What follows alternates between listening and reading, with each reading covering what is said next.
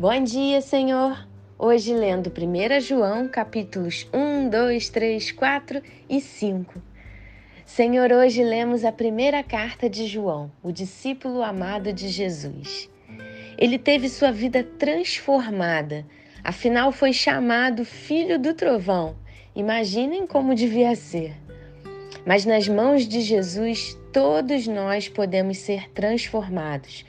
Todos nós podemos mudar da água para o vinho, e o melhor fica para o final. João, ao final de sua vida, foi quem mais escreveu sobre o amor de Deus por nós. E a maior manifestação do amor de Deus por nós foi nos enviar seu Filho unigênito, Jesus Cristo, para nos salvar de nossos pecados, nos perdoar e recebermos a vida eterna.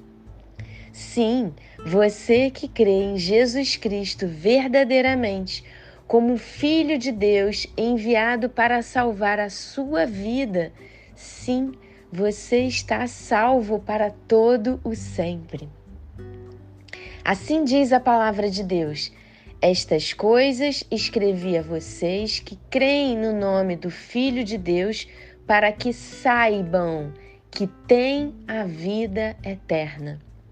Isso está em 1 João, capítulo 5, versículo 13.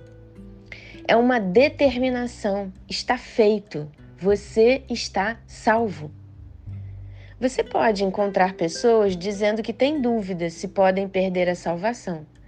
Você pode encontrar pessoas que têm dúvida se estão salvas. Mas é só ler a palavra de Deus e você terá convicção. Eu estou salva. Mas de onde vem essa convicção? De conhecer a palavra de Deus. Por isso, sempre incentivo que leia a Bíblia, toda e todos os dias. A salvação não é algo que a gente ache, pense, que a gente sinta no coração. Não, porque o coração é enganoso. Mas é Deus que nos diz e nos confirma através de sua palavra. Por isso, esse mesmo texto complementa: sabemos que todo aquele que é nascido de Deus não vive em pecado, porque quem é nascido de Deus guarda a si mesmo e o maligno não pode tocar nele.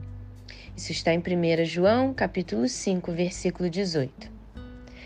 Essa é a questão que leva as pessoas à dúvida: viver em pecado. É isso que faz você ter ou não convicção de sua salvação. Mas somos pecadores. Sim, somos. Mas o verdadeiro Filho de Deus busca sempre na palavra a direção para a sua vida. E sendo confrontado, não se acovarda, mas enfrenta o pecado e sai dele. Não estamos imunes ao pecado. Se a gente não vigiar, cai nele mesmo. Mas mesmo que a gente caia, Deus nos dá o antídoto para esse veneno, o perdão. Confesse a Jesus o seu pecado. Diga com todas as letras do que se trata. Não pode ser vago, especifique o pecado. Confesse a Jesus e peça perdão. E mude. Meus filhinhos, escrevo-lhes estas coisas para que vocês não pequem. Mas se alguém pecar, temos advogado junto ao Pai, Jesus Cristo, o justo.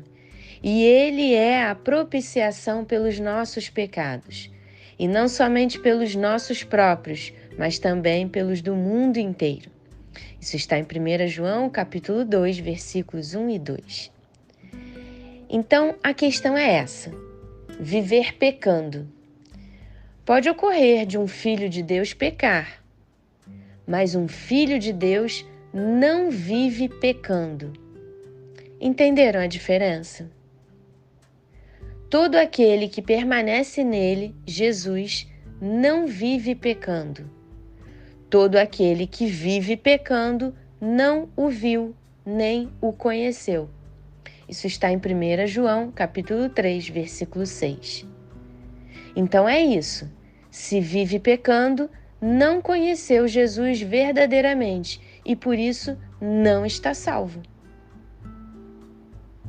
É por isso que podemos reconhecer que há pessoas dentro da igreja e que não estão salvas, porque vivem pecando, não querem largar o pecado.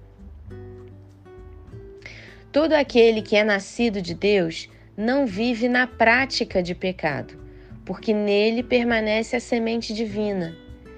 Esse não pode viver pecando, porque é nascido de Deus. Isso está em 1 João, capítulo 3, versículo 9. Lembram da parábola do semeador?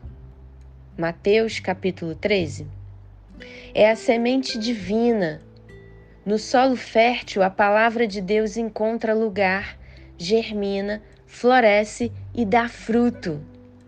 E o maior fruto em nós é refletirmos o amor de Deus. Eu sugiro, para variar, que você leia 1 João inteirinha. Também está escrito: aquele que diz, eu o conheço, mas não guarda os seus mandamentos, esse é mentiroso e a verdade não está nele. Mas quem guarda a sua palavra, quem obedece, nele verdadeiramente tem sido aperfeiçoado o amor de Deus. Isso está em 1 João, capítulo 2, versículos 4 e 5. Vejam que a palavra é contundente. Guardar ódio no coração por alguém, não perdoar. Quem diz estar na luz, mas odeia o seu irmão, está nas trevas até agora. Quem odeia o seu irmão está nas trevas, anda nas trevas e não sabe para onde vai, porque as trevas lhe cegaram os olhos. Isso está em 1 João, capítulo 2, versículos 9 e 11. Por isso, em Efésios, capítulo 4, versículos 26 e 27, está escrito: fiquem irados e não pequem. Não deixem que o sol se ponha sobre a ira de vocês. Não deem lugar ao diabo. Deus sabe de nossos instintos, de nossos impulsos, mas é por isso que precisamos orar pelo fruto do Espírito em nós. Domínio próprio, paciência, mansidão. Leia em Gálatas, capítulo 5, versículo 22. Senhor, obrigada porque sua palavra é poderosa, tem tudo o que a gente precisa para nos manter firmes em Ti, Jesus. É possível, sim, não viver pecando. Se não fosse, o Senhor não iria querer isso de nós. Afinal, não nos recai fardo maior que possamos suportar. Que cada um aqui faça um autoexame e, se ainda tem dúvida de sua salvação, se entregue a Ti, Jesus, verdadeiramente. Coloque em suas mãos os pecados que ainda comete e peça perdão.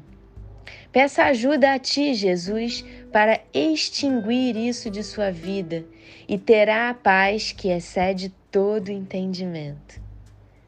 Terá a vida eterna. Em nome de Jesus Cristo, nosso Senhor e Salvador, oramos e agradecemos.